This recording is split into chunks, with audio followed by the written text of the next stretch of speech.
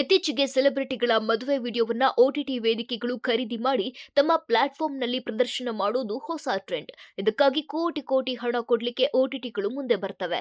ಸದ್ಯ ರಶ್ಮಿಕಾ ಮತ್ತು ವಿಜಯ್ ದೇವರಕೊಂಡ ಕಲ್ಯಾಣಕ್ಕೆ ಇಂಥದ್ದೇ ಆಫರ್ ಬಂದಿದ್ಯಂತೆ.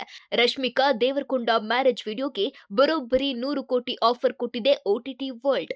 ಎಸ್, ಕನ್ನಡದ ಕಿರಿಕ್ ಬೆಡಗಿ ಆಂಧ್ರದ ರೌಡಿ ಬಾಯ್ ಇದೇ ಫೆಬ್ರವರಿ 26ನೇ ತಾರೀಕು ಹಸೆಮಣೆ ಏರ್ತಾ ಇರೋ ವಿಷಯ ಗೊತ್ತೇ ಇದೆ. ಅರಮನೆ ನಗರಿ ಉದಯಪುರದಲ್ಲಿ ಈ ರಶ್ಮಿಕಾ ವಿಜಯ್ ಕಲ್ಯಾಣ ನೆರವೇರಲಿದ್ದು ಈಗಾಗಲೇ ಭರ್ಜರಿ ತಯಾರಿ ನಡೀತಾ ಇದೆ. ಈ ನಡುವೆ ಇವರ ಮದುವೆ ವಿಡಿಯೋವನ್ನ ಶೂಟ್ ಮಾಡಿ ಸ್ಟ್ರೀಮಿಂಗ್ ಮಾಡುವ ರೈಟ್ಸ್ಗಾಗಿ ಹಲವು ಓಟಿಟಿಗಳು ಮುಂದೆ ಬಂದಿವೆಯಂತೆ.